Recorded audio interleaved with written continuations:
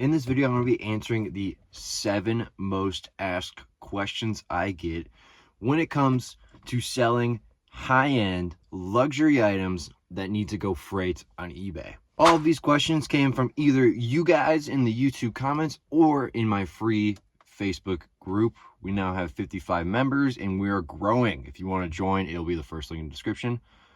But let's get started. First off, this is the question that I get asked about a lot. How do you know if these items are in working condition when you buy them? If you sell them, you're going to get into a lot of trouble, right? And let me answer that. Yes, you are totally correct that I do not test these items upon purchasing. A lot of the times they're coming from restaurants where they're already uninstalled, or they're coming from homes where they're already uninstalled. So while I'm there, I have absolutely no way of testing them. But let me go over how I inspect each item.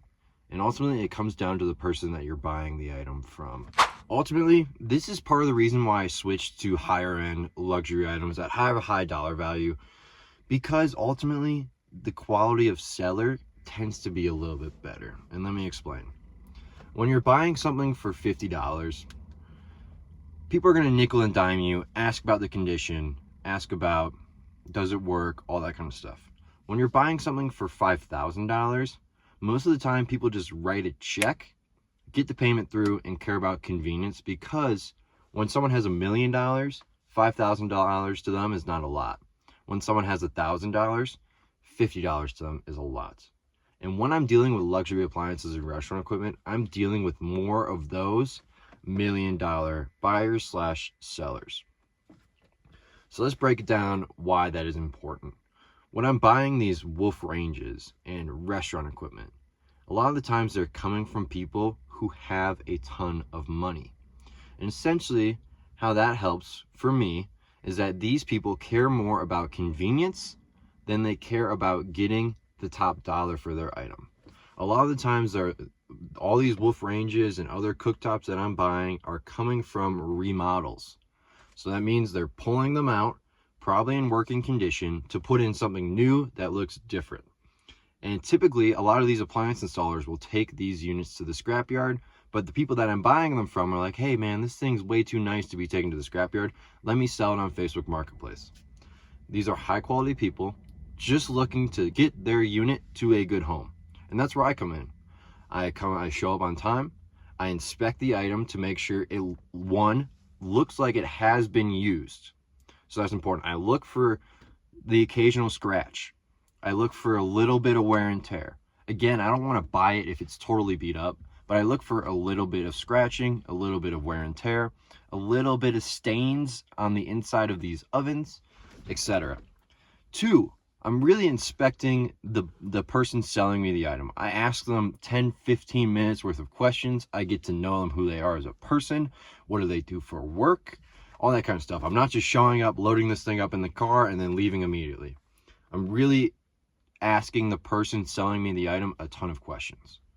So I'm asking them, again, about their job, about their work, how they got this item, what's the story behind this item. And if it seems like they're not lying to me, typically I trust them. And overselling 30+ freight shipment items in the last couple months, I've run into absolutely zero issues, because it's a gut feeling, honest check. If someone seems like they're lying to you, walk away. If they seem like an honest person, you pick it up. This question revolves around how I find so many high value, high ticket deals and how far I drive to them. So I'll start with how far I drive. I like to keep my hourly rate for driving at least over $100 an hour. Now that I'm doing freight stuff, typically it's probably $200 to $300 an hour. So what that means, if I have to drive 5 hours round trip to pick up the item, the profit better be $1,500. If I have to drive 10 hours round trip, the profit better be $3,000, etc., etc. Most of the time, because I live in a major metro, which is Denver, I'm not driving super far. So that's great. Second part of the question, how do I find so many high dollar flips? There's only one answer to this, and that is consistency. This business does not work if you are not consistent. If you look on Facebook Marketplace once a week, you're not going to find any deals. You might, and that's awesome. But the way I find deals is by looking twice a day, 7 days a week. I look once in the morning and I look once in the afternoon. For 30 minutes, I type in everything I look for. And ultimately, because I do that, I'm able to see deals before anybody else because I'm consistent. Yes, I get beaten to some deals if they get posted after I look in the morning and they get picked up before I look in the afternoon. But typically, there's not a lot of competition in the units that I'm selling because they're really big, they're really heavy, they're hard to find, and they're hard to ship. So most of the time, I'm not competing with other resellers. I'm only competing with the end user. So if I'm buying a Wolf range, for example, like you've seen me do in the past, my only competition are homeowners and contractors. But because I'm doing this as a business and buying it to flip it, I have a higher priority to go out and get it, because a homeowner's like, oh, I'll pick it up next weekend when I have time. Me, hey, I will come right now to go pick it up because I need this for my business. So that's what sets me apart. And again, how do I find all these deals?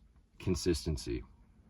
As you start looking on Facebook Marketplace, no matter what niche you're selling in, for example, iPhones, you're not going to get a ton of deals if you look for iPhones once a week. You're going to get a ton of deals if you look for iPhones twice a day, every single day.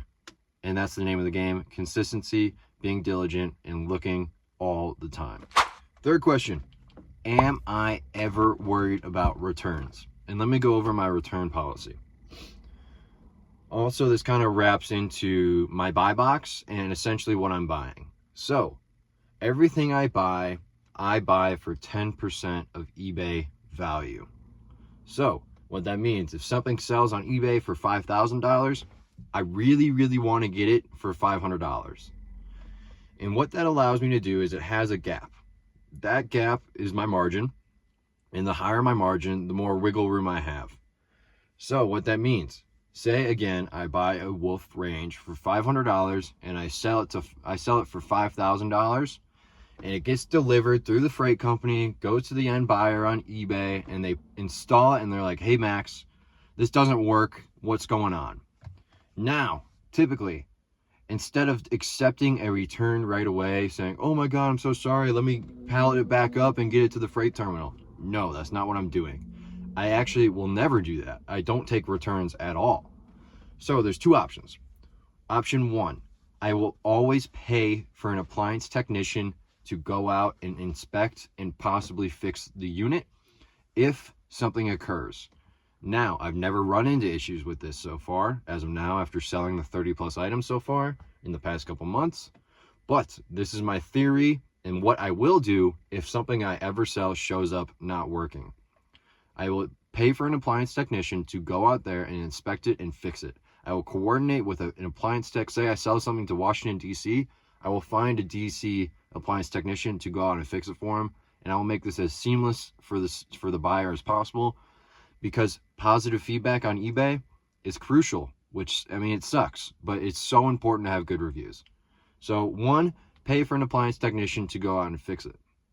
Number two, give them, if the appliance technician cannot fix it, cannot do any of that kind of stuff, or restaurant maintenance tech, if I sell a piece of restaurant equipment, I will give them an absolute full refund, no questions asked, and just eat the cost. I will eat the buy cost, I will eat the cost of the shipping, and I will eat the cost of the appliance tech, whatever else my fees were, expenses, all that kind of stuff.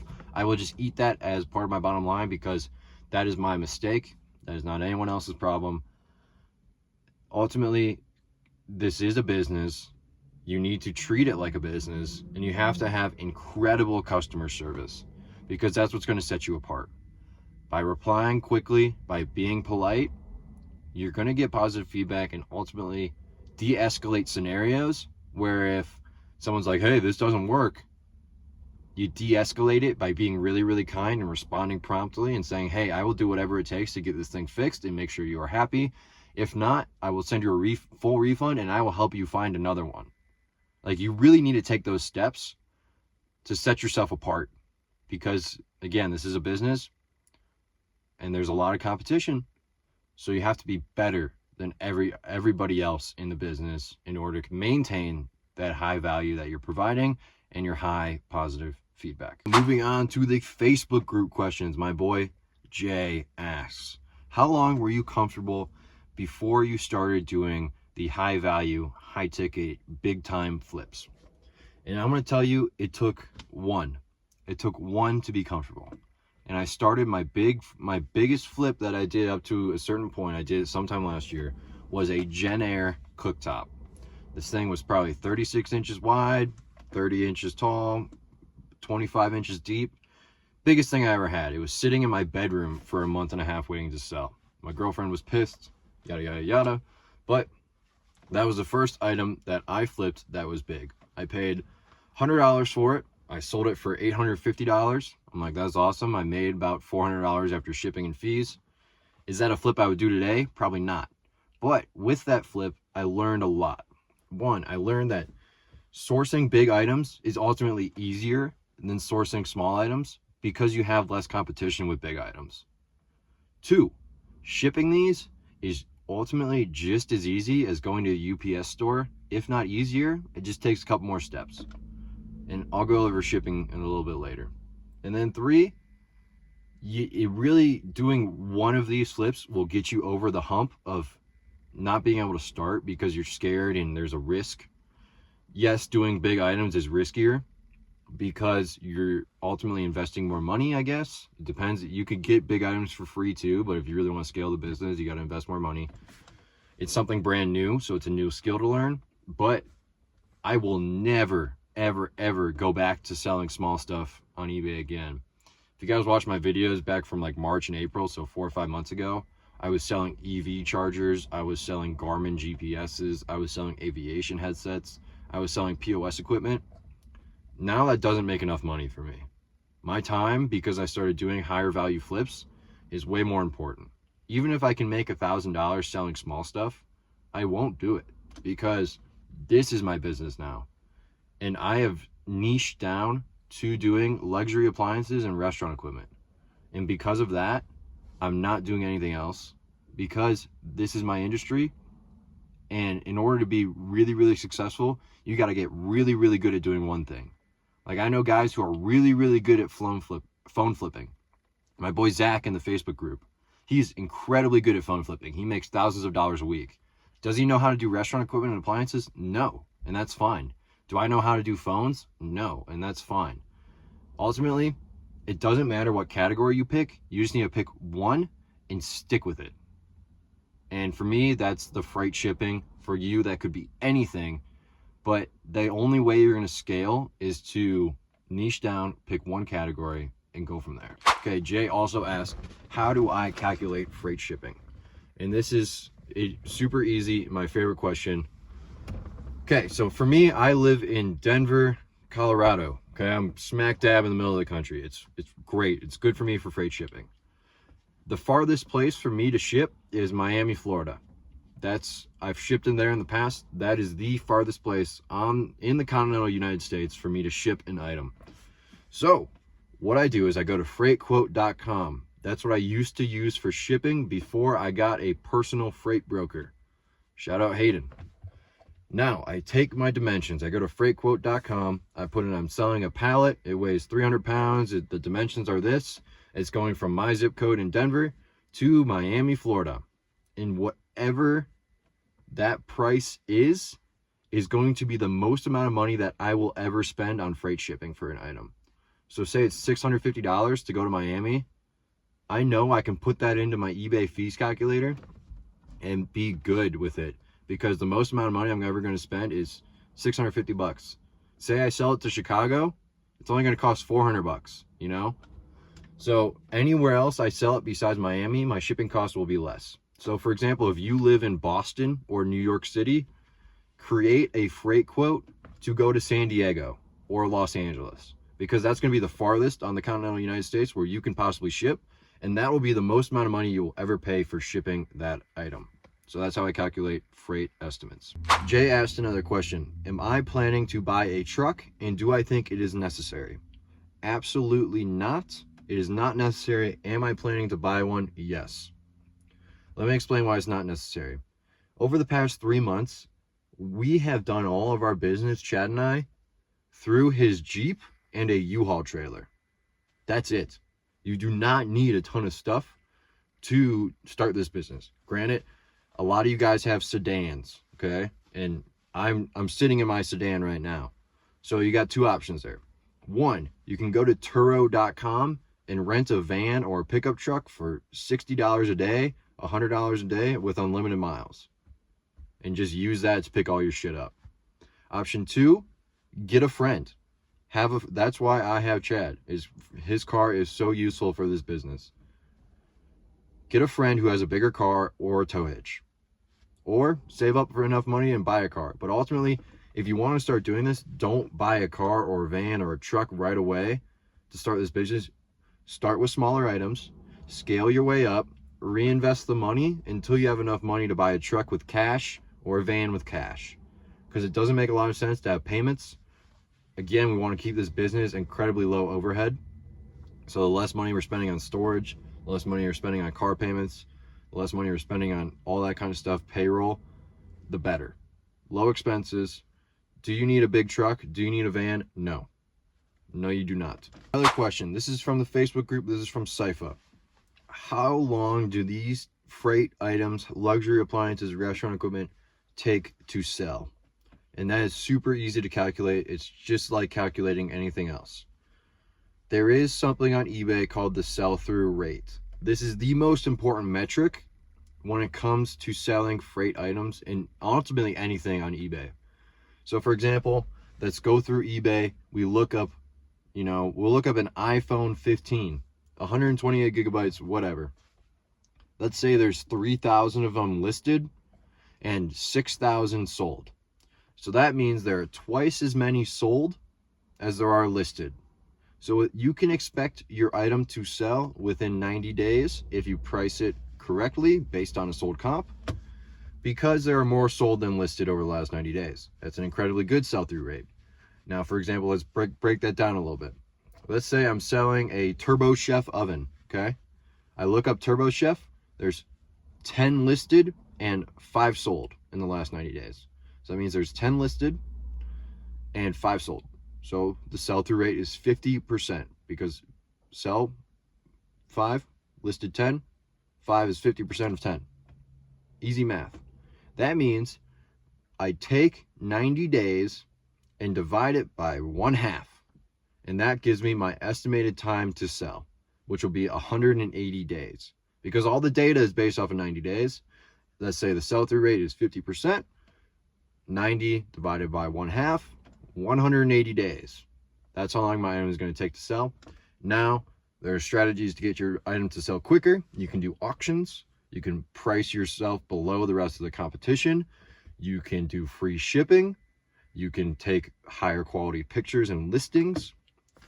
Just be a better product and a better service, and your item will sell faster.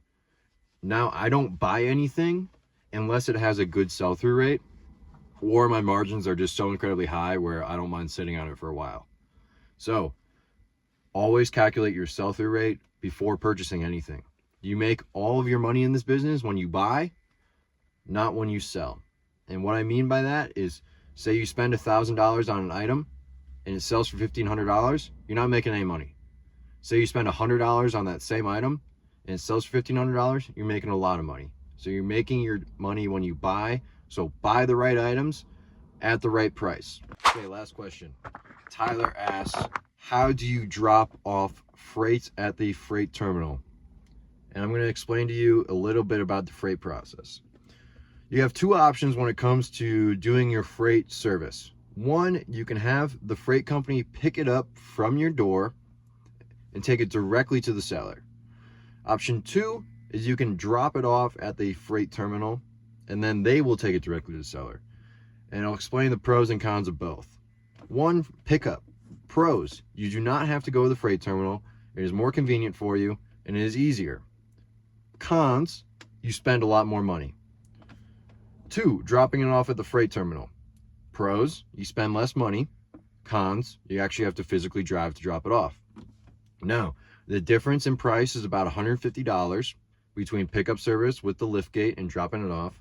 So essentially, if you select pickup, the freight company is going to come to your door with a big ass semi truck, drop their liftgate on the truck. Some guy's going to come out with a pallet jack, scoop your pallet up, and bring it right under the truck. Now, drop off, when you coordinate a freight quote and you get it from your freight carrier, they will give you an address to drop it off. And you can just go drive to this address, press the button on the intercom, say, I have a freight to drop off. They'll let you in, and either if you have a trailer or a truck, a forklift will come and scoop the pallet up out of your truck and bring it inside, and they'll put tracking on it, kind of like the UPS does. Essentially, you go to UPS, you print out your label, you do the same thing at the freight terminals. You go inside, you print out your bill of lading, which has all the tracking on it, slap those stickers on your freights, it's good to go. Essentially, it's just as easy to drop something off at a freight terminal as it is to drop it off at the UPS store. Granted, there's more moving parts, but takes similar amount of time. You go in, you print out your bill of lading, you get your tracking stickers on, all that kind of stuff, yada, yada, yada. So, super easy. And that's it. If you guys have any more questions, drop them below. Again, free Facebook group where I'm answering all your questions all the time. Do that. Join it. It's free. 2, I am also opening up my hour-long coaching calls. Book a call with me. If you have any specific questions, if you need help sourcing, any of that kind of stuff, book a call with me. Any more questions, put them below. But have a great fucking week. Go out and make some money. Peace.